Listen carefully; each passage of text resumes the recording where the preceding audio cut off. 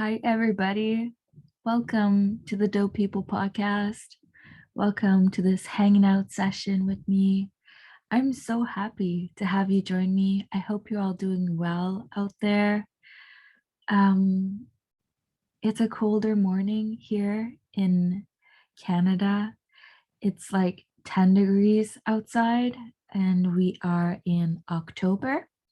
So, yeah, seasons are changing. It's getting colder. And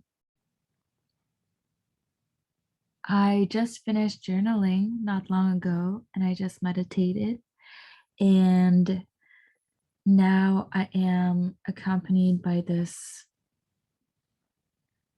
a little crystal that is a rose quartz, that is the stone of unconditional love. And that's the theme that I'm still um, playing with right now.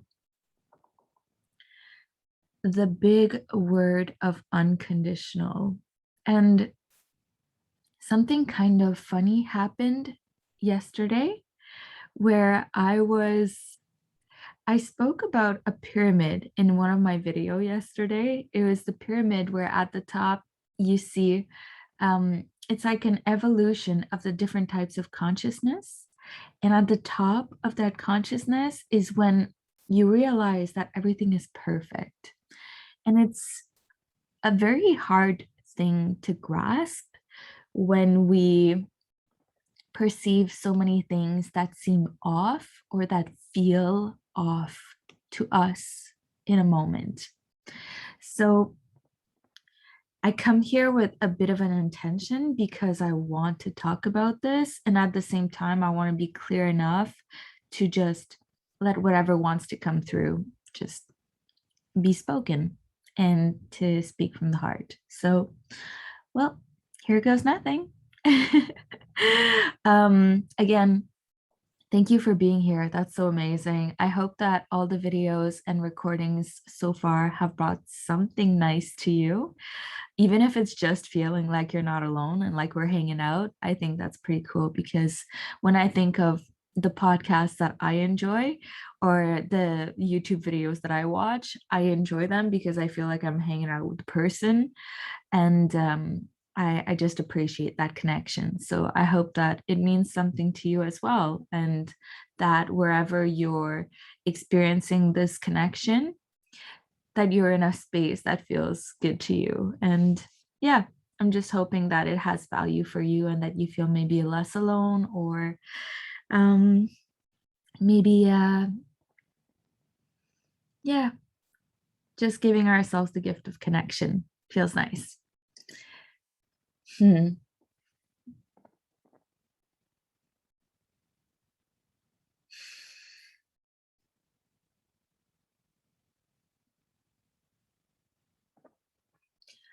When I was in Thailand, I got there and it was the most difficult period of my life.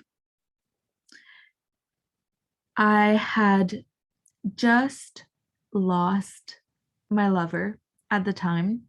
Um, she had passed away, and I moved back to Thailand 2 days after, and I experienced what it was like to grieve on my own, which I imagine all grieving processes happen on their own because nobody can quite understand what we're going through. And I was lucky and blessed to be working in a beautiful international school where I had colleagues that were supportive and loving, and I had students who were also amazing. And I was just very well surrounded, and that was a beautiful gift. Now, I want to speak about that because my time in Thailand, I felt really called to be there There was something inside me telling me that I had to be in Thailand. And I was so animate about that.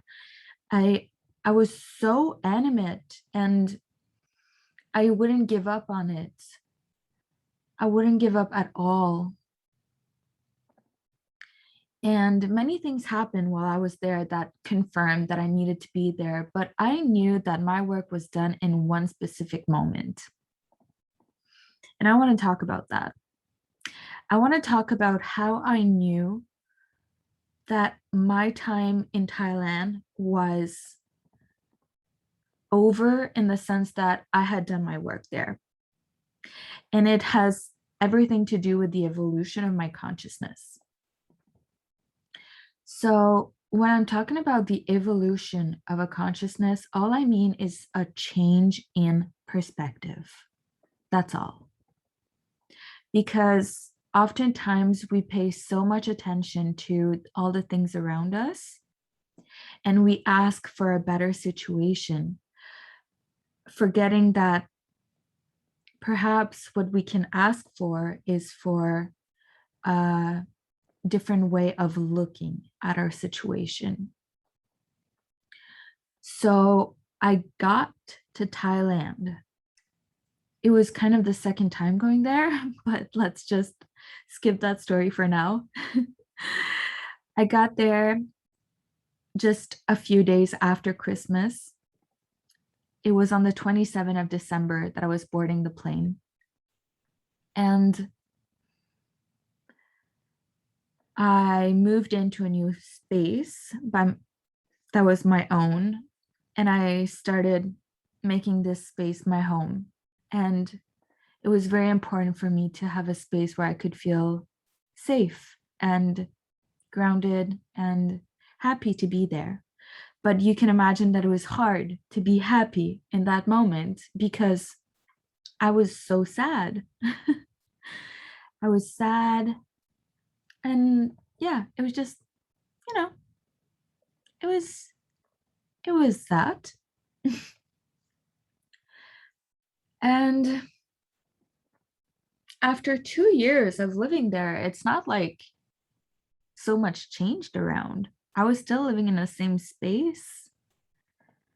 And what had changed was that I worked really hard on certain habits that I was practicing on the daily, kind of running my life like a science experiment and seeing, okay, this feels good.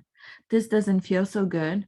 Oh, when I do that, it really makes me feel more elevated. And I kind of figured my way through like that, like testing things out, working on implementing habits that would support my well being. And then the big game of patience and timing, maintaining those habits. When I figured out what was working, to just keep going at it, just keep doing it, repeating the things that were working for me. And there was a time where I was driving my bike and I just felt like a tipping point. I can't explain it really more than that, but I just felt like something just clicked. It's like imagine a big web in all the empty space around and something just went like the what's the word, engrenage, like the wheels inside a watch or something, just like everything got straight and I felt like it aligned. And that was a tipping point in the sense that it's like I maintained a frequency high enough for a long enough time that all the things around me that needed to fall into order did on their own. And I didn't know what exactly changed on the outside because I can't see everything. I can't from my point of view, I couldn't tell what had changed. I was just driving my bike, but it felt like something had clicked. Now, the routine I maintained, I was experiencing feelings of bliss on the daily for an extended period of time. So the routine that I was maintaining would be different for everybody. But I'm just telling this story to explain how, when we're in a situation, it's not so much about changing the situation itself, it's about changing our perspective regarding that situation. And now I'm in a new location. I feel like I'm in transition. I'm currently staying with my parents, and I have been a little bit hard on myself.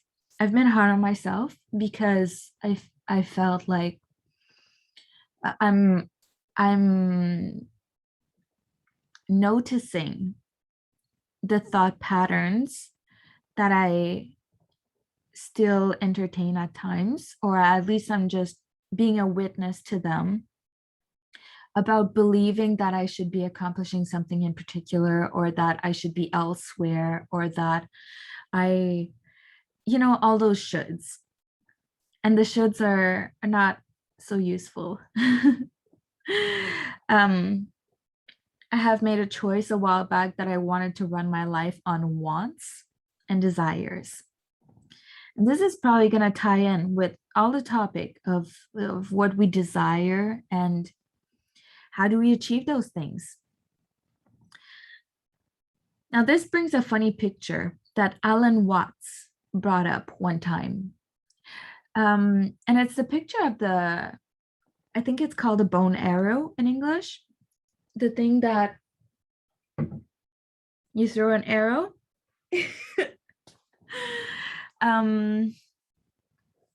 So what Alan Watts was saying in one of his lectures about that is that there is a whole art, an art of not trying, and an art of surrender, and an art of doing in the non-doing. And it sounds very paradoxical. And it was hard for me to understand it when he was talking about it, because he talks about holding the resistance with the cord and the bone arrow and dropping it at the perfect time. This is a whole art. It's very specific about dropping it in exactly the perfect time, where it's this moment of surrender and it goes exactly where it's supposed to be. But it's the dropping without trying to drop. It's the shooting the arrow without trying to shoot the arrow. And then it was the question of, how do you decide to drop or to let go without making the decision or without trying to let go? It was this very paradoxical thing. And I'm going to attempt and make a little bit of sense of that, because I remember how it was kind of a complex concept to me, but I think it really ties in with what I am currently experiencing. I just journaled this morning, and first what came through was my dream. And dreams are amazing for showing us our subconscious. So in my dream, there was my whole family and my friends, and everybody was concerned about me. And I think that on a subconscious level, this is really just me having worries about myself, because I've always been pretty hard on myself, like needing to accomplish certain things and really high standards. So first there's that. I'm paying attention to that. I'm being aware of it, of that dream, and how I am definitely hard on myself. And it reminds me of the pyramid that I was speaking of in my last episode, which is the evolution of the consciousness. And I took a picture of it and I would like to show it. So for the people who are watching, this is the pyramid. It's from an Instagram post there, because what was really funny is that I brought it up in a video, and then when I went on Instagram yesterday, somebody who I follow and I really respect in a way, they had posted the exact same picture. So for anybody just listening, and for everybody actually, I'm just going to explain. So it's kind of funny. At the bottom of the pyramid, it says shift happens, and it's all this play on words. So and the idea is that shit happens, and we can all climb this pyramid, all of us, where we can all ascend in our consciousness. So at the lowest part of the pyramid is when you are asleep. So I don't want to know anything about this shit, like refusal, full resistance. Don't talk to me about it. I don't want to grow. I don't want to evolve. I don't want to expand my consciousness. So that's when somebody is asleep. Next step is curiosity. Somebody says, "What is this shit?" You kind of want to know about it. And then there's the waking up process where you're like, "Oh, wow, I have a lot of shit." You are seeing a lot of the things that you did not see before. That's a waking up. That's an awakening, because literally you are opening your eyes to something that you did not see before. Then the next step is the awakening. Like, I see my own shit. Okay, I see it. Then comes the enlightened part, where you want to help others deal with their shit. This is something that I'm seeing a lot right now, because there's a beautiful desire of wanting to help others. And I think it comes from such a beautiful place, because um, we are all so connected, and we want to be helping others. But there's also the awareness that oftentimes when we want to help others, it's because it makes us feel good, or it makes us feel some type of way in our ego, in our sense of identity. It could be also related to a sense that we must do that. So it's I think it's beautiful. It's beautiful. It comes from a nice place. But there's definitely so many different motives for wanting to help somebody. And well, that is the individual's work to look at, what are my motives? Really, what is my intention? The intention is the why. Why am I doing this thing? And for me, I think it's really important to always stay in the why am I doing the thing, as opposed to this is what I'm doing it for, like paying attention to the objective, like example, to feel better, or to obtain money, or obtain status, social status, or whatever it is. I think it's very important to stay in the why we are doing the things. So in the enlightened part, you kind of want to help others deal with their shit. Um, and then the last level is the ascended master, where one realizes that, holy shit, it's all perfect.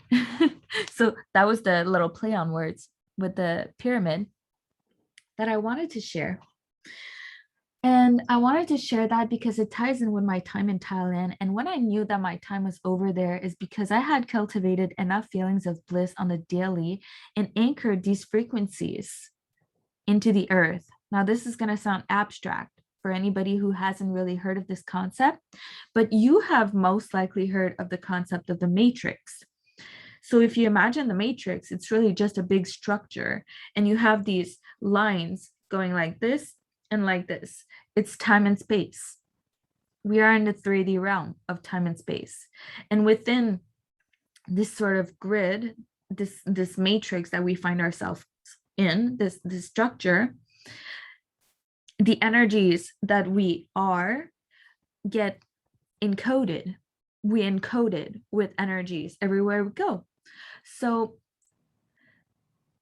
there was a time after about 2 years in Thailand that I had maintained enough of a routine that was serving me, that with slow incremental progress, I was eventually able to cultivate enough feelings of bliss within my own body, within my mind, being at peace with my choices, with myself, moving as one entity where my my thoughts and my feelings were aligned with how I felt in my heart. I was at peace for long enough that I was like, okay, this has been encoded. And now I'm just repeating the same routine and I'm ready to grow again. I'm ready to evolve. So that's when I knew it was time. I had encoded these frequencies in the space I was in through my being. And that's why I didn't go for a third year teaching. I was like, okay, my work is done here. I'm ready for something new. If I stay longer, I'm just repeating what I was already doing. And it's not that I'm not enjoying myself, but there are things I'm excited for. And I remember when I left, I was very excited to spend time with family and friends because I had been on this very solitary journey for 2 years. And I was really excited to connect with people. Now I find myself here, literally with family. And what do I want? I want to be alone. Like, go figure.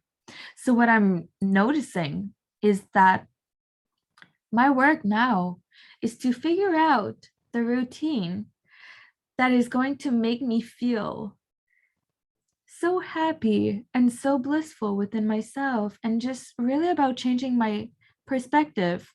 And that really comes with the magic keyword of gratitude, gratitude, gratitude, giving thanks for everything. But I mean, we can say thank you, I'm grateful for this and that, and not mean it. So there's the importance of also being honest with ourselves.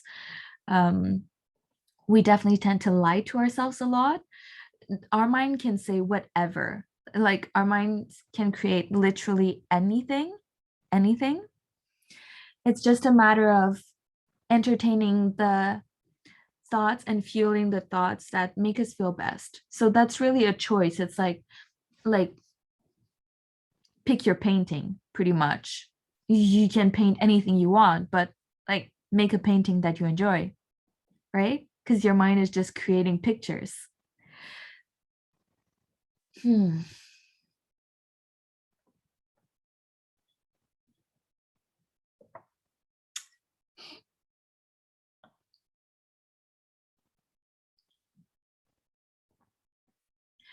So I'm gonna maybe share what I wrote about the dropping the arrow thing in my journal this morning because I was reflecting on that and it's still a little bit abstract to me, if I'm gonna be honest, because it is a very specific art. So let's see if we can kind of make sense of that. And you guys are so welcome to reflect on this as well. This is what I wrote. Um,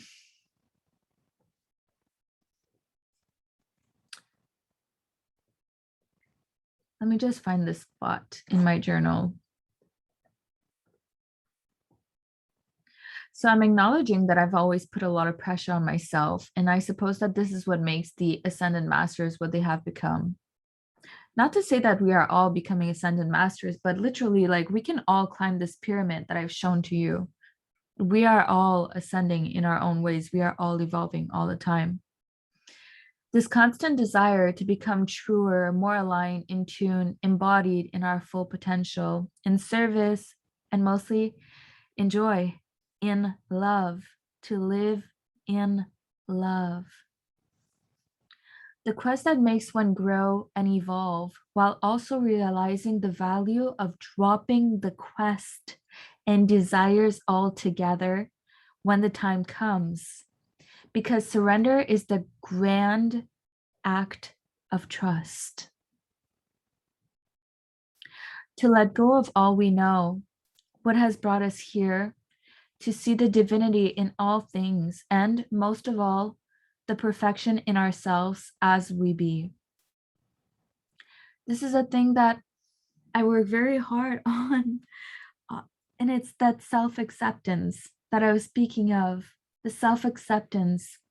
And it's also the paradoxical thing of your desires and your dreams, they will bring you beautiful places. They will bring you to everything you long for. And dreams do come true. They do. We are given these visions for a reason. They exist in our mind's eye because some things are meant for us. Your friends, they don't see the same things in their their mind's eye. They have different desires. So our desires, they move us in certain ways, but there comes a time where our consciousness has evolved to a point where we can drop all the desires. And I think this is where it relates with the dropping the arrow, is you drop your desires, you drop everything. And it's the moment of I trust. They say that the greatest obstacle to enlightenment is the desire to achieve enlightenment.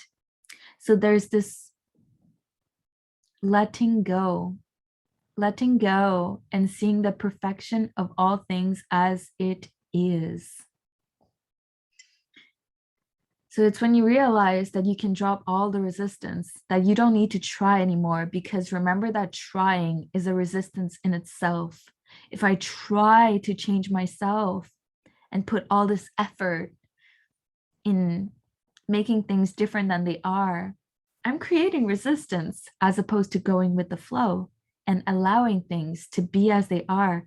Because if there's also another paradox that I have uncovered through experience, is that things change when we drop our desire for them to be any different.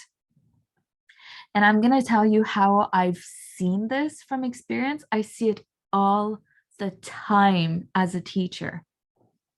So this is a note to all the teachers out there. If you want your students to be different, drop your desire to change them. And I know it sounds crazy, but I've never felt the desire to change my students. All they need is space to be. That's all. Through our unconditional love of them, through our acceptance of them, we give them space to be. And they will change. Because if you look at somebody through the eyes of love with your heart and you accept them as they are, you show them a version of themselves where they are not flawed. And if they can see that within themselves through your eyes, they are going to align to that perception.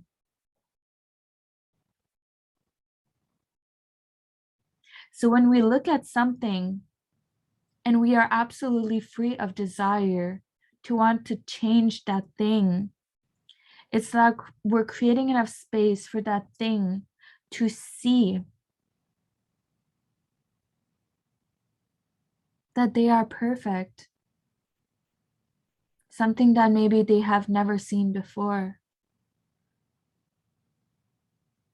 We tend to be so critical of everything around us. And if we're talking about the school industry and the education system, it is fully based on performance, comparison. The whole curriculum is based on comparing things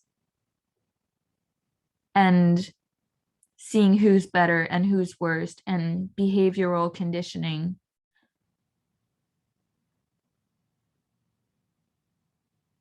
So that's some food for thought.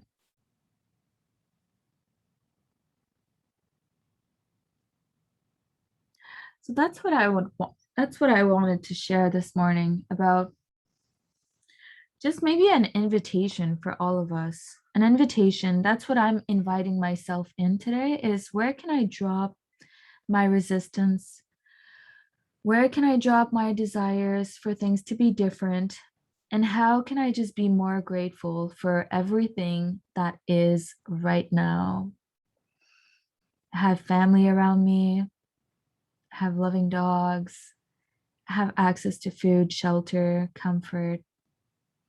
My body is healthy.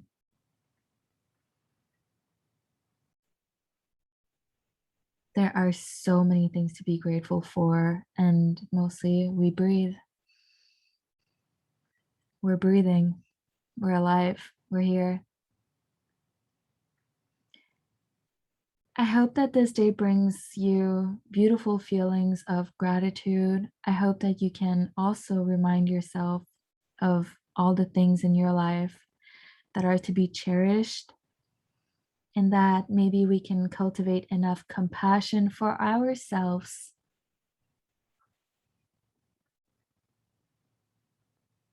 to see the beauty in all things, at least the beauty in a little bit more than we did yesterday,